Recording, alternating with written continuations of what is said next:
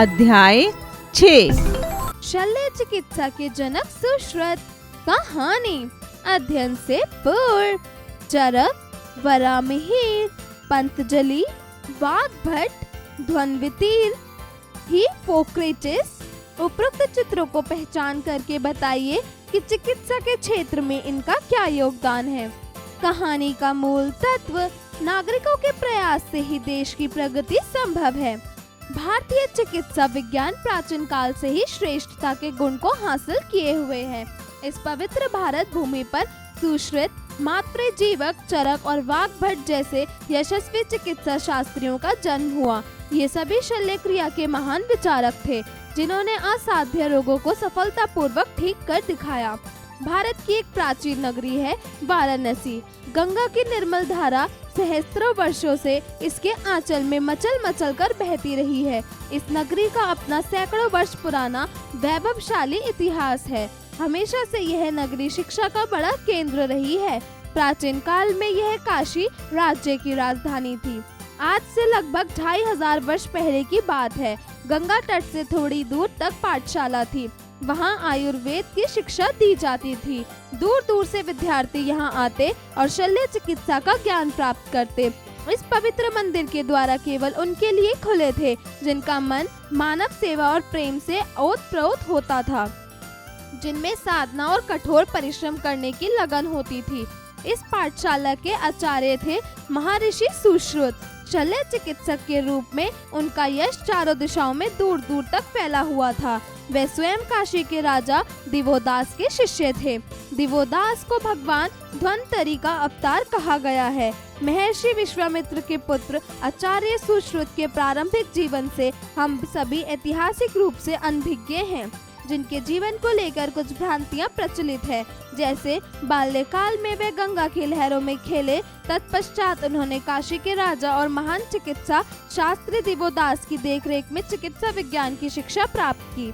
अपने जीवन काल में कई प्रकार की शैल्य तकनीकों की खोज करके उन्होंने अद्वितीयता हासिल की। उनके द्वारा की गई खोजें चिकित्सा शास्त्रियों के लिए प्रेरणा के रूप में उभरी। उनके द्वारा रचित सुश्रुत संहिता एक जीवन प्रमाण है, जो कि प्राचीन भारत के चिकित्सा विज्ञान के क्षेत्र में अपने समय में बहुत आगे है। सुश्रुत संहिता से हमें शल्य चिकित्सा की विशद जानकारी मिलती है। इसमें कुल मिलाकर 120 अध्याय हैं और इन्हें 6 भागों में बांटा गया है: सूत्र स्थान, निदान स्थान, शरीर स्थान, चिकित्सा स्थान, कल्प स्थान और उत्तर स्थान। इस ग्रंथ में शल्य चिकित्सा की विधियों और उसमें काम आने वाले यंत्रों तथा शस्त्रों के बारे में व्यापक जानकारी दी गई है। शरीर के किसी भाग में मवाद पेड़ जाने पर चीरा लगाना आवश्यक होता है। यह महत्वपूर्ण तथ्य सुश्रुत से छपा नहीं था। उन्होंने इस बारे में स्पष्ट जानकारी दी है कि इस स्थिति में चीरा कैसे और कहाँ लगाएं। इसी तरह जब शरीर के कुछ अंग जल वृद्धि के कारण फूल जाएं, तो उनका जल सुई द्वारा कैसे खींच लेना चाहिए, यह विधि भी उपयुक्त रूप से बताई गई है। मूत्राशय की पथरी, भंगदर, बवासीर और मोतियाबिंद की शल्य क्रिया के साथ साथ जरूरत पड़ने पर मां के गर्भ में चीरा लगाकर शिशु को जन्म देने की शल्य क्रिया और दंत चिकित्सा तथा अस्थि चिकित्सा की बारीकियों का अनूठा वर्णन भी सुश्रुत संहिता में मिलता है। इसके अलावा काया श्रृंगार, प्लास्टिक सर्जरी से जुड़े तरह तरह के ऑपरेशन भी विस्तार से वर्णित हैं। सुश्रुत संहिता में शल्य यंत्रों की संख्या 101 बताई गई है। इन यंत्रों को हिंसक पशु तथा पशुओं के मुंह के आकार के अनुसार नाम दिए गए हैं, जैसे सिंहमुख, सिंह के मुंह जैसा, गृद्धमुख, गिद्ध के मुंह जैसा। ये यंत्र आधुनिक शल्य यंत्रों से किसी भी तरह कम ना थे।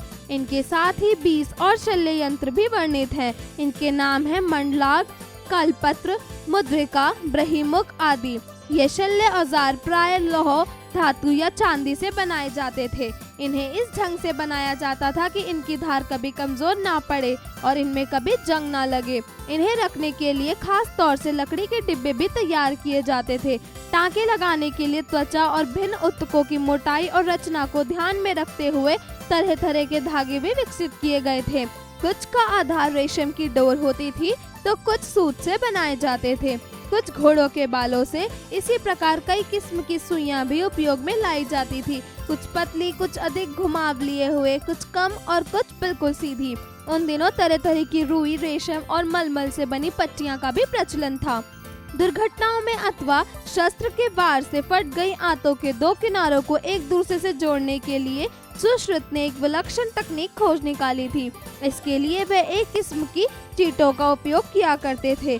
फटी हुई आंत के दो किनारों को साथ मिलाकर उस पर छींटे छोड़ दिए जाते। वे छींटे अपने दांतों से उस पर चिपक जाते, जिससे फटी हुई आंत के दो किनारे आपस में सल जाते थे। अब चींटों का शेष भाग कर काट कर अलग कर दिया जाता और उदर के बाहरी ऊतकों और त्वचा पर टांके कस लिए जाते। कुछ ही दिनों से आंत का घाव भर जाता, साथ ही चींटों का सिर भी ऊतकों से अपने आप घुल मिल जाता था। आजकल शल्य चिकित्सा शरीर के भीतरी अंगों के टांके लगाने के लिए भेड़ की आंत से बनाए गए धागे का उपयोग करते हैं। उद्देश्य यह रहता है कि टांके भीतर ही भीतर घुल जाएं, जिससे टांके निकालने के लिए कम से कम भाग दोबारा ना खोलना पड़े। सुश्रुत संहिता में शल्य चिकित्सा के लगभग हर महत्वपूर्ण पहलू पर विस्तृत जानकारी दी गई है, जैसे ऑपरेशन के बाद क्या क्या सावधानियां बरतनी चाहिए, रोगी का आहार कैसा होना चाहिए, घाव भर जाए इसके लिए कौन कौन सी औषधियां देनी चाहिए आदि। प्राचीन भारत के चिकित्सकों को औषधि विज्ञान के बारे में भी जानकारी थी। उन्होंने बहुत सी जड़ी बूटियों की खोज की थी, साथ ही रसायन भी खोज निकाले थे। ये रोगी का दुख दर्द दूर करने में काम आते थे। शल्य क्रिया के दौरान रोगी को कष्ट न हो, इसके लिए कुछ ऐसी सक्षम जड़ी बूटियां भी खोज निकाली गई थी, जिनके देने से रोगी गहरी नींद में सो जाता था। मानव शरीर के भीतरी अंगों की जानकारी प्राप्त करने के लिए सुश्रुत ने एक अनूठी विधि खोज निकाली थी। मृत शरीर को पहले किसी वजनदार वस्तु के साथ बांधकर किसी छोटी सी नहर में डाल उत तक फूल जाते। जब झाड़ियों और लताओं से बने बड़े बड़े ब्रशों द्वारा उन्हें शरीर से अलग कर दिया जाता था, इससे शरीर के आंतरिक अंगों की रचना स्पष्ट हो जाती थी। सुश्रुत जितने बड़े शल्य चिकित्सक थे, उतने ही श्रेष्ठ गुरु भी थे। शल्य कला का प्रारंभिक प्रशिक्षण देने के लिए वे अपने शिष्यों को कंदमूल, फल फूल, पेड़ पौधों की लताओं, पानी से भरे मशकों, चिकनी मिट्टी के ढांचों और मलमल से बने मानव पुतलों पर दिनों दिन अभ्यास करवाते।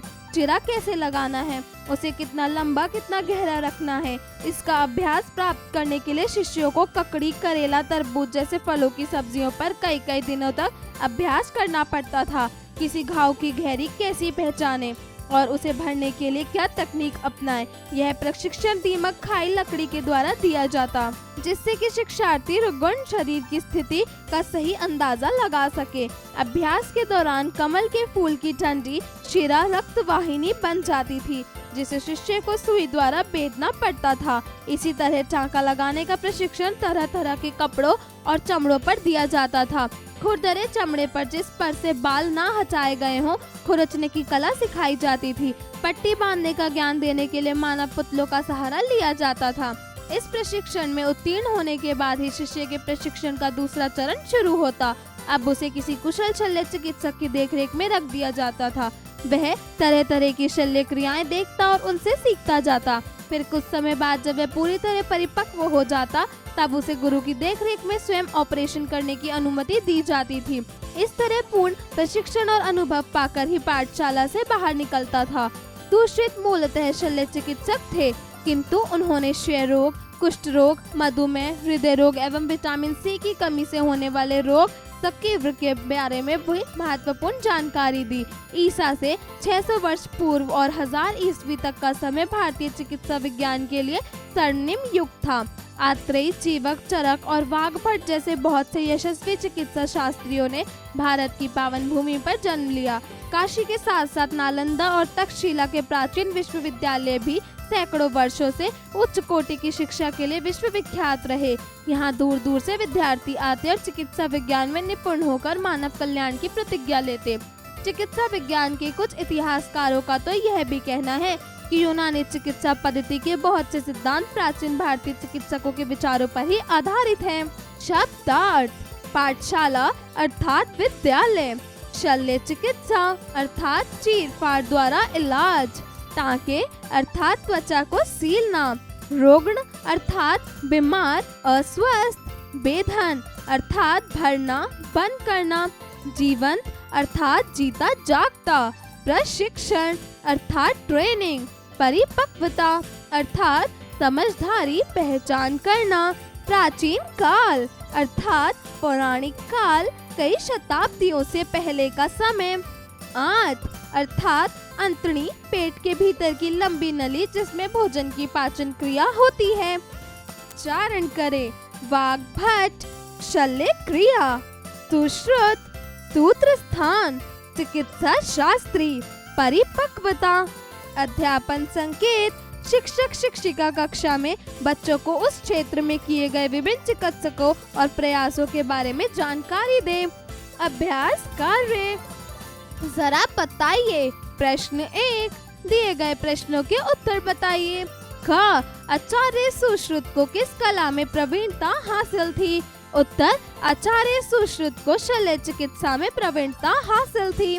ख, चिकित्सा शास्त्री दिवोदास का सुश्रुत जीवन काल में योगदान था। उत्तर, चिकित्सा शास्त्री दिवोदास को भगवान धन्वंतरी का रूप कहा गया और महर्षि सुश्रुत स्वयं दिवोदास के शिष्य थे। उन्होंने दिवोदास की देखरेख में चिकित्सा विज्ञान की शिक्षा ग्रहण की। ग, सुश्रुत संहिता में शल्य यंत्रों की संख्या कितनी बताई गई है? उत्तर, सुश्रुत संहिता में शल्य यंत्रों की संख्या 101 बताई गई है। ध, शल्य क्रिया के दौरान रोगी को कष्ट न देने के लिए किन उपायों को अपनाया जाता था? उत्तर, ऑपरेशन के बाद कोई कष्ट न होने पाए इसके लिए भी उपाय लिखे हैं, जैसे कि कैसा आहार देना चाहिए, घाव भर जाने के लिए कौन कौन सी औषधियाँ देनी चाहिए आदि। ड़, भारतीय चिकित्सा काल को स्वर्णिम युग किसे मनाया गया है? उत्तर, चिकित्सा काल को स्वर्णिम युग इसलिए कहा जाता है क्योंकि इसी समय सुश्रुत, मात्रे जीवक, चरक और वाग्भट जैसे यशस्वी चिकित्सा स्वास्थ्य में उनका जन्म हुआ। यह सभी शल्य चिकित्सा के महान विचारक थे। उन्होंने असाध्य रोगों को सफलतापूर्वक ठीक कर दिखाया। जरा लिखिए। प्रश्न 2, दिए गए प्रश्नों के उत्तर लिखिए। क, प्रस्तुत पाठ में वाराणसी के महत्व को किस प्रकार प्रदर्शित किया गया है? उत्तर, प्रस्तुत पाठ में वाराणसी के महत्व को बताया गया है कि किस प्रकार वाराणसी का सैकड़ों वर्ष पुराना वैभवशाली इतिहास रहा है। 600 से 1000 के बीच यह चिकित्सा विज्ञान के लिए स्वर्णिम युग रहा है, जिस समय शल्य चिकित्सा के साथ साथ क्षय रोग, कुष्ठ रोग, मधुमेह, हृदय रोग आदि के बारे में भी महत्वपूर्ण जानकारी उपलब्ध रही है। ख, प्राचीन भारत के कौन कौन से विद्यालय उच्च कोटि की शिक्षा के लिए प्रसिद्ध थे? उत्तर, प्राचीन भारत के समय वाराणसी शिक्षा के लिए एक प्रसिद्ध जगह हुआ करती थी। वाराणसी सहस्त्र वर्षों से एक बड़ा शिक्षा का केंद्र बना हुआ है। ग, सुश्रुत द्वारा खोजी गई शल्य यंत्रों की संख्या कितनी बताई गई है? आकार के अनुसार नाम भी बताइए। उत्तर, सुश्रुत द्वारा खोजी गई शायरी यंत्रों की संख्या 101 है। इन यंत्रों को हिंसक पशु तथा पक्षियों के मुंह के आकार के अनुसार नाम दिए गए हैं, जिसे सिंह मुख, गृद मुख। यह यंत्र आधुनिक शल्य यंत्रों में से किसी भी तरह कम न थे। इनके साथ ही 20 और शल्य यंत्र भी वर्णित हैं। उनके नाम है मुद्रिका, ब्रह्ममुख, करपत्र, मंडलार्घ पत्र आदि। घ, सुश्रुत संहिता में चिकित्सा विज्ञान के किन किन महत्वपूर्ण पहलुओं की जानकारी दी गई है? उत्तर, सुश्रुत संहिता में मोतियाबिंद के ऑपरेशन करने की विधि को विस्तार से बताया गया है। उन्हें शल्य क्रिया द्वारा प्रसव कराने का भी ज्ञान था। सुश्रुत को टूटी हुई हड्डियों का पता लगाने और उनको जोड़ने में विशेषज्ञता प्राप्त थी। शल्य क्रिया के दौरान होने वाले दर्द को कम करने के लिए वे मद्यपान या विशेष औषधियाँ देते थे। प्रश्न 3, दिए गए वाक्यों में रिक्त स्थानों की पूर्ति कीजिए। क, सभी चिकित्सा शास्त्री डैश के महान विचारक थे। उत्तर, शल्य क्रिया। ख, महर्षि विश्वामित्र डैश के पिता थे। उत्तर, सुश्रुत। ग, विभिन्न प्रकार की चिकित्सा की बारीकियों का अनूठा वर्णन डैश में मिलता है। उत्तर, सुश्रुत संहिता। घ, प्राचीन भारत के चिकित्सकों को डैश विज्ञान के बारे में जानकारी थी। उत्तर, शल्य। ड़, यूनानी पद्धति के बृहद सिद्धांत डैश चिकित्सकों के विचारों पर ही आधारित है। उत्तर, प्राचीन भारतीय। प्रश्न 4, दिए गए प्रश्नों के लिए उचित विकल्प का चयन कीजिए। क, प्रस्तुत अध्याय में कौन सी कला की चर्चा की गई है? शल्य क्रिया, विद्युत क्रिया, क्रीड़ा इनमें से कोई नहीं। उत्तर शल्य क्रिया। ख आचार्य सुश्रुत को किस गुरु से शिक्षा अधिग्रहित हुई? विश्वामित्र, कालिदास, दिवोदास, भाग्यभट्ट। उत्तर दिवोदास। ग प्रसिद्ध ग्रंथ सुश्रुत संहिता को कितने अध्यायों में वर्गीकृत किया गया है? 130, 110, 120, 140। उत्तर 120। घ शल्य क्रिया के दौरान रोगी के ऊतकों लताओं को किससे अलग कर दिया जाता था? लकड़ी से, झाड़ू से, कंघी से, ब्रश से। उत्तर ब्रश से। ड़ आचार्य सुश्रुत किस क्षेत्र में निवासरत थे? वाराणसी, उज्जैनी, पाटलिपुत्र, इनमें से कोई नहीं। उत्तर वाराणसी। प्रश्न 5, दिए गए वाक्यों में शुद्ध अशुद्ध का चयन करके लिखिए। क आचार्य सुश्रुत की पाठशाला गंगा तट पर स्थित थी। उत्तर सही। ख सुश्रुत संहिता में शल्य चिकित्सा की जानकारी मिलती है। उत्तर सही। ग महर्षि सुश्रुत ने कैंसर उपचार की औषधियों का भी निर्माण किया था। उत्तर गलत। घ अधूरे प्रशिक्षण के उपरांत ही सुश्रुत अपने शिष्य रख लेते थे। उत्तर गलत। ड़ आचार्य सुश्रुत के पास विद्यार्थी दूर दूर से प्रशिक्षण के लिए आते थे। उत्तर सही। प्रश्न 6, दिए गए शब्दों का उचित रूप से मिलान कीजिए। क दिवोदास। उत्तर चिकित्सा शास्त्री। ख पाठशाला। उत्तर गंगा तट के समीप। ग सुश्रुत। उत्तर शल्य चिकित्सा। घ प्राचीन नगरी। उत्तर वाराणसी। जरा सोचिए। प्रश्न 7, वर्तमान समय में शल्य चिकित्सा सेवा न होकर पेशा बन गया है। इस कथन की पुष्टि संवाद द्वारा कीजिए। जरा भाषा पर गौर कीजिए। प्रश्न 8, दिए गए कर्तावाच्य वाक्यों को कर्मवाच्य वाक्यों में परिवर्तित कीजिए। क झाड़ियों और लताओं से बने ब्रश ऊतकों को शरीर से अलग करते हैं। उत्तर ब्रश ऊतकों को शरीर से अलग किया जाता है जो झाड़ियों और लताओं से बने होते हैं। ख सुश्रुत ने हर महत्वपूर्ण पहले पर विस्तृत जानकारी दी है। उत्तर पहलू पर विस्तृत जानकारी सुश्रुत द्वारा दी गई है। ग आचार्य सुश्रुत ने बहुत सी जड़ी बूटियों की खोज की थी। उत्तर हर महत्वपूर्ण बहुत सी जड़ी बूटियों की खोज आचार्य सुश्रुत ने की थी। प्रश्न 9, दिए गए शब्दों का विच्छेदन करके लिखिए। ख आयुर्वेद। उत्तर आयु जमा वेद। ख चिकित्सक। उत्तर चिकित्सा जमा अक। ग विश्वामित्र। उत्तर विश्व जमा अमित्र। घ परिपक्वता। उत्तर परिपक्व जमा ता। ड़ महत्वपूर्ण। उत्तर महत्व जमा पूर्ण। प्रश्न 10, दिए गए शब्दों से 2-2 अर्थ लिखकर वाक्य निर्माण कीजिए। क गंगा। उत्तर भागीरथी जाह्नवी। गंगा का जल अमृत समान होता है। ख काशी। उत्तर वाराणसी तीर्थ स्थान। वाराणसी शिक्षा का पुरातन स्थल है। ग किनारा। उत्तर तट हाशिया। गंगा किनारे की आरती का नजारा अद्भुत होता है। प्रश्न 11, दिए गए शब्दों के 3-3 पर्यायवाची शब्द लिखिए। क चिकित्सक। उत्तर हकीम उपचारक वैद्य। ख भगवान। उत्तर प्रभु परमेश्वर भगवान। घ वैभव। उत्तर शक्ति ऐश्वर्य महता। घ हिंसक। उत्तर घातक मारने वाला कष्ट पहुंचाने वाला। ड़ दुर्घटना। उत्तर घटना वाक्य वारदात। जरा रचनात्मक कार्य कीजिए। प्रश्न 12, पाठ में प्रस्तुत शल्य चिकित्सा के दौरान उपयोग में लाए जाने वाले शल्य यंत्रों के चित्र बनाएं एवं उनके नाम भी लिखिए। जरा दिमाग लगाइए। प्रश्न 13, ऐसे प्रमुख चिकित्सकों के बारे में जानकारी एकत्रित कर कक्षा में चर्चा करें जिन्होंने चिकित्सा के क्षेत्र को अपने योगदान से प्रकाशमय किया। प्रश्न 14, चिकित्सा के क्षेत्र में नोबेल पुरस्कार पाने वाले व्यक्ति के नाम लिखिए।